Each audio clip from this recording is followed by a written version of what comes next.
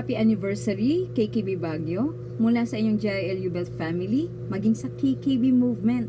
Sa pangunguna ng ating Senator Joel Villanueva, nais naming ipaabot ang aming taus-pusong pagbati sa inyong second year anniversary sa Ground Zero sa KKB Baguio.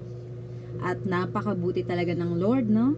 At gusto kong sabihin sa inyo na napakarami pang hinahandang great things ang Lord para sa inyong lahat. And I am humbled and privileged to be given this opportunity to speak to you about your topic for this week, surrendered to God's unfailing love. And before I move on, may I invite everyone to just bow your heads and let's close our eyes and let's put ourselves in the presence of the Lord. Lord, this evening we know we are here, we are listening, and it's your love that brought us here. Lord, we pray, continue to envelope our houses, our place with your presence. Lord, may we continue to glorify you, Lord, even as we hear your word. Lord, we pray, open our hearts, open our minds, so that we may hear you speaking to us. Lord, exceedingly bless this day, this night, and may we glorify you, Lord, from the beginning till the end of this gathering. God, be blessed and be honored. This is our prayer in the mighty name of Jesus. Amen and amen. So, ang topic natin ngayon about sa pag-ibig ng Diyos. Wala nang pag-ibig na hihigit pa kagaya ng ginawa ng Diyos para sa atin. Ang ating verse, no, sa Romans 5:8, sabi nga doon ng Bible, while we were yet sinners, Christ died for us. That's how He demonstrated His love towards us. Sabi nga ng isa pang version, Jesus loved us at our darkest. Sino ba naman sa atin ang makakapagsabing we never sin? Wala, no? Kaya nga ang Panginoon, nung siya ay mapako doon sa krus ng Kalbaryo, ginamit ng Diyos yung sign na ipinasulat ni Pilate. Ang sabi doon, INRI, in 3 languages. The 3 major languages during the ancient times, tatlo. Hebrew, the language of the Israelites.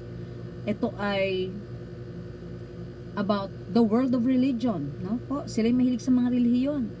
It was written also in Latin, which speaks about Rome, no? Ito po yung lengguwahe ng Romans, na ang kanilang focus, law and government.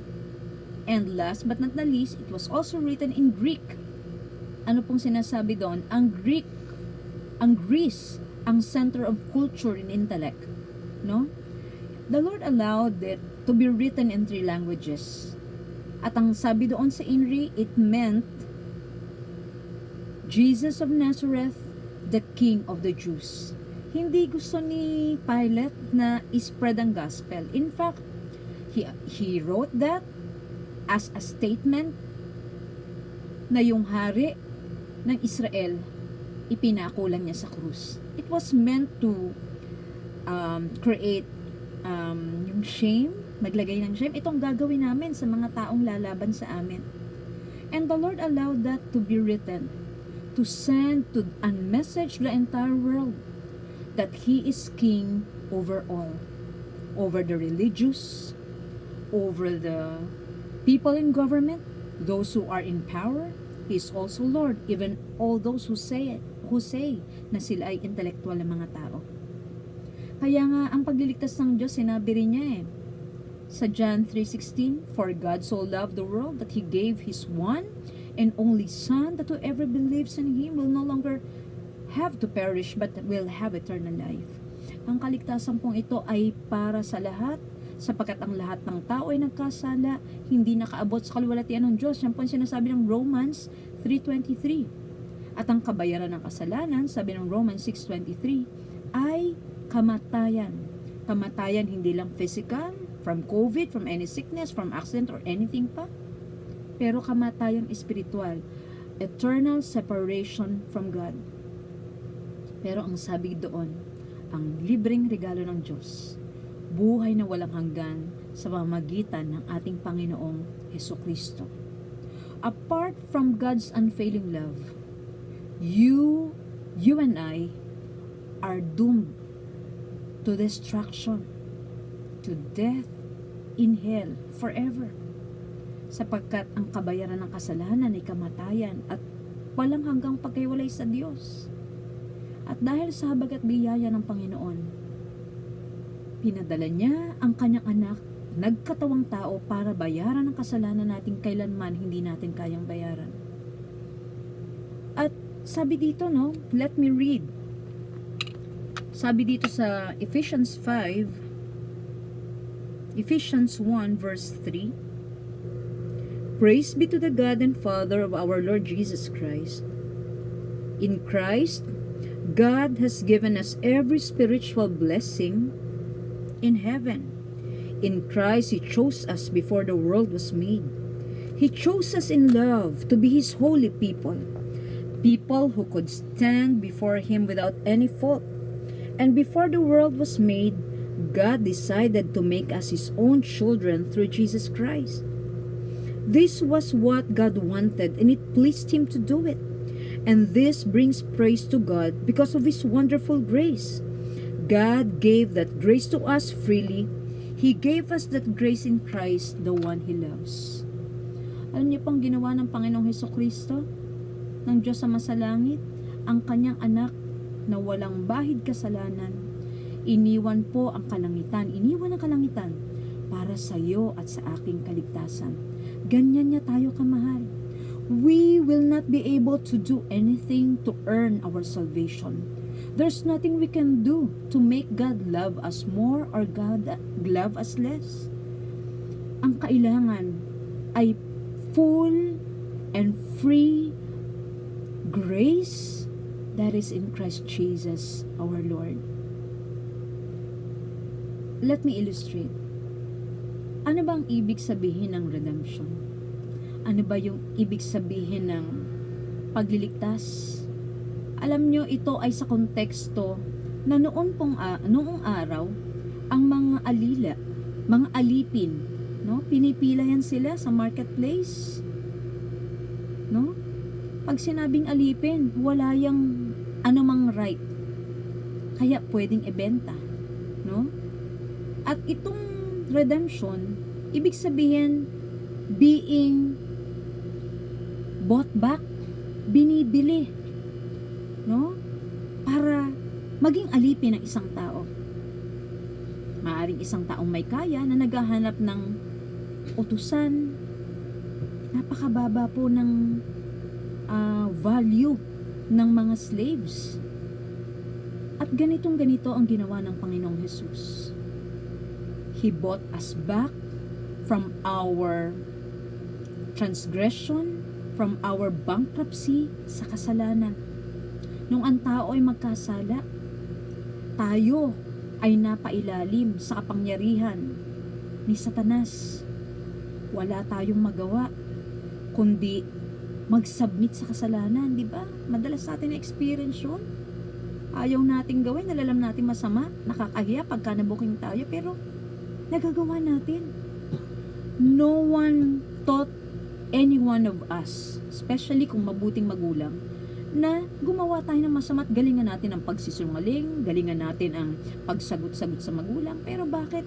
Naturally, we can't help it but just fall into temptation and just do things that are not right. Kasi tayo ay na-embargo nung ang tao ay nagkasala, nahulog sa kasalanan. Kaya ang ginawa ng Panginoon, dahil kailanman hindi natin kayang bayaran ang ating kasalanan, dahil maging ang pinakamaubuti nating gawa, sabi ng Isaiah 64 verse 6, ay parang basahan lamang sa kamay, sa mata ng Panginoon.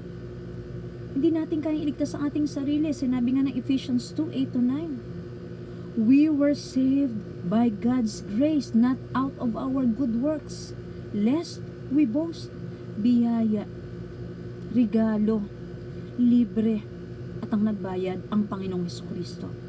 Ano ang good news? Binili tayo ng Panginoon sa magitan ng kanyang dugo mula sa pagkaka-embargo sa kasalanan sa kamay ni Satanas, hindi para gawing alipin. Tinatawag pa niya tayong anak. Yes, you heard me right. Ikaw at ako, hindi tinatawag ng Diyos na alipin. Tinatawag ka ng Diyos na kanyang anak. Bago pa tayo naging lingkod ng Diyos, pinili nating mag-serve sa Kanya.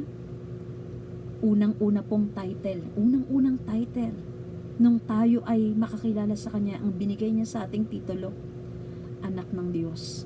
Sabi ng John 1:12, "For as many as received Jesus Christ, to them He gave the right, the power to be called children of God." At bilang mga anak, we should have a growing resemblance or likeness of our Father. At pinakita ng Panginoong Hesus nung siya'y nabuhay dito sa lupa kung ano ba ang puso ng Ama. Because Jesus, our Lord Jesus Christ, is the exact representation of the Father in heaven.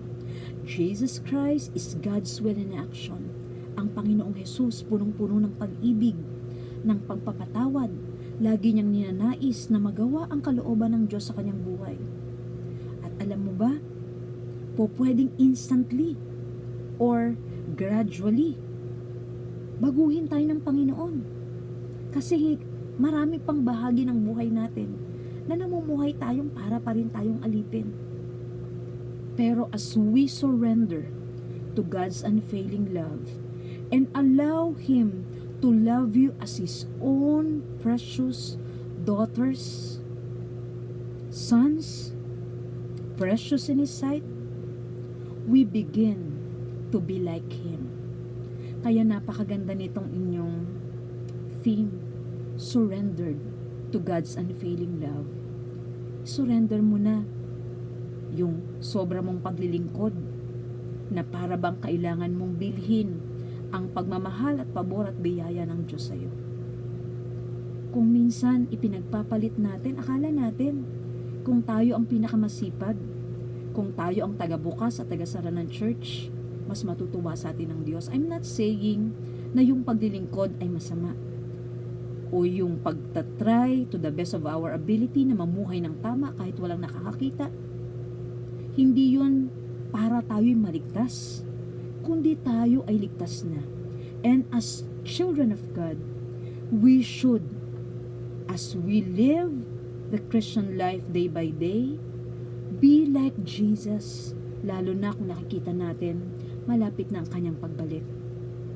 Habang lumalapit tayo sa Panginoon, out of love, not out of obligation, as we grow our devotion to Him, as we pray, as we seek His face, as we worship Him, and let the Word of God be the standard for our decision making sa ating mga choices, makikita natin unti-unti binabago ng Diyos ang ating puso. Every time we come to Him, we see the true condition of our hearts, at hindi condemnation ang dala ng Panginoon. Ang Holy Spirit kinoconvict tayo na may mga bagay na dapat wala na sa atin dahil tayo'y tunay ng mga anak ng Diyos. Sa oras na ito, all we have to do is to surrender to God's unfailing love. Tanggapin natin ang kanyang pagmamahal. Tanggapin natin ang kanyang pagpapatawad, ang kanyang paglilinis.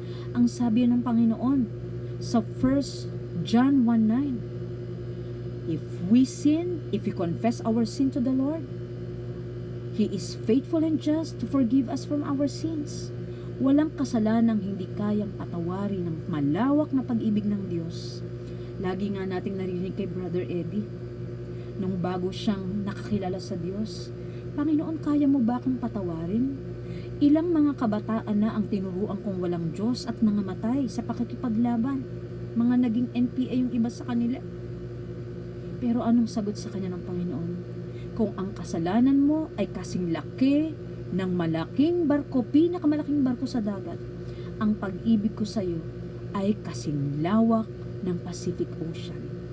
Mga minamahal, all you have to do is not to run away nor hide. All you have to do is to surrender. Mga kaluhod, all you have to do is to bow. Surrender to God's unfailing love. Hayaan mong ang galit sa iyong puso ay tunawin ng pag-ibig ni Jesus.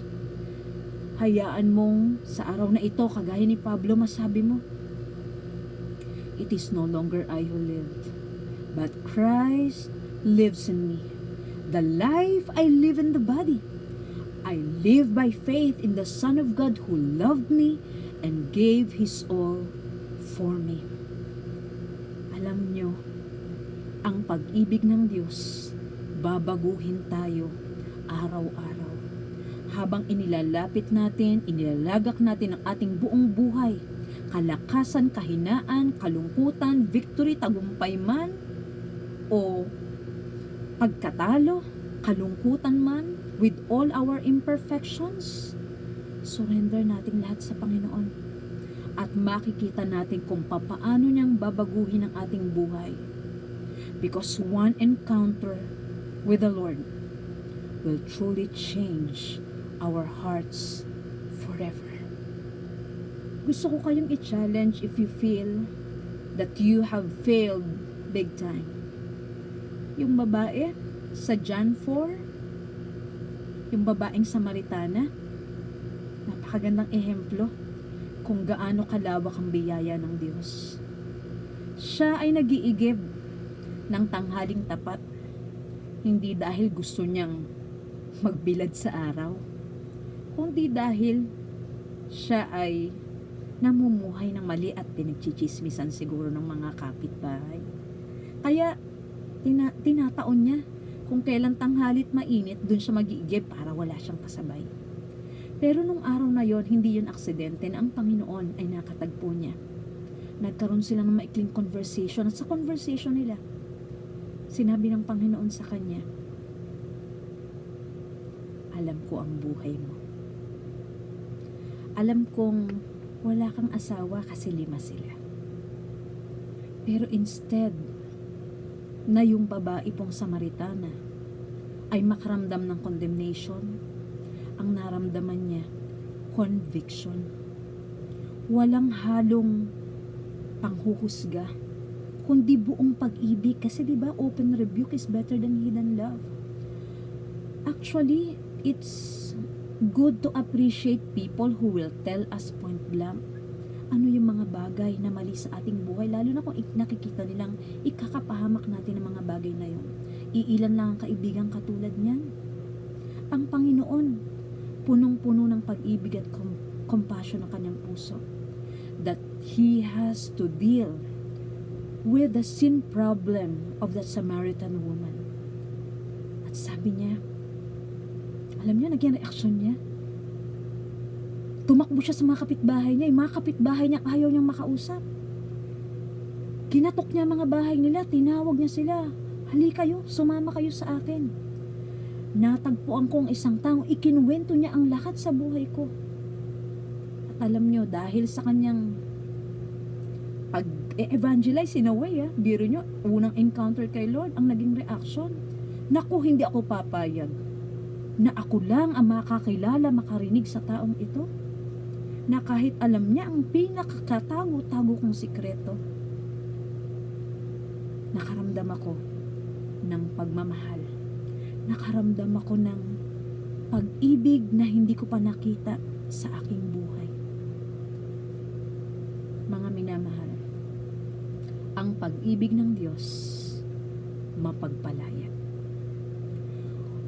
Yes, marami tayong bagahe sa buhay natin eh.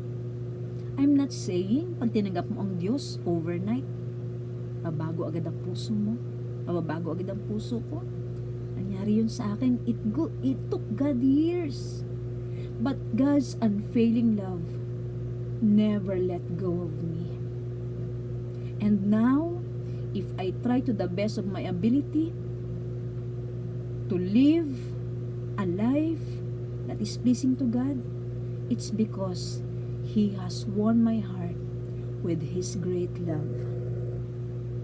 If God did it to me and to a number of pastors you know, na ngayon ay lingkod na ng Diyos, kayang-kaya niyang gawin sa'yo. The God of this Samaritan woman, the God of David, who sinned big time.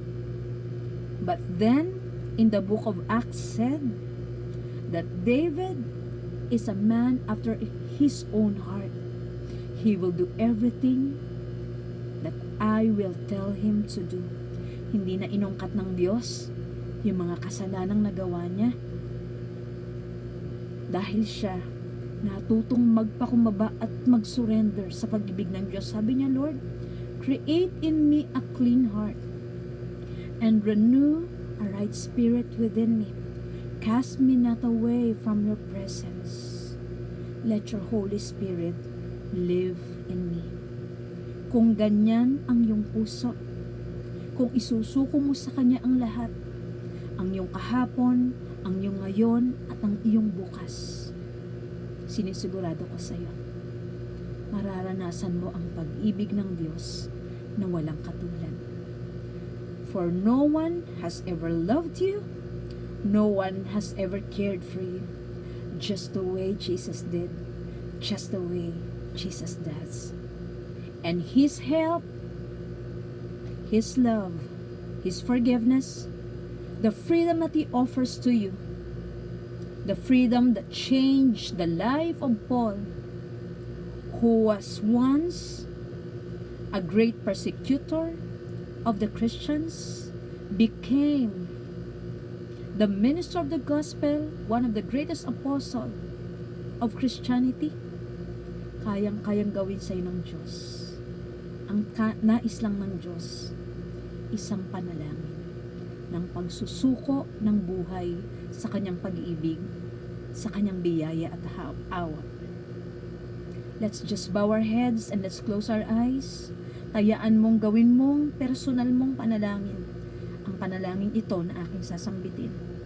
Lord Jesus, I come to you. I surrender to you my life. Lord, I admit I am a sinner and I can't do anything to change my life. I need your grace. I need your mercy.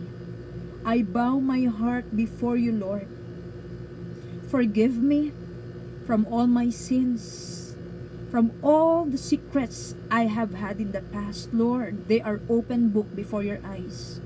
Lord, thank you that in spite of you knowing the worst in me, yet you are telling me tonight, you love me so much.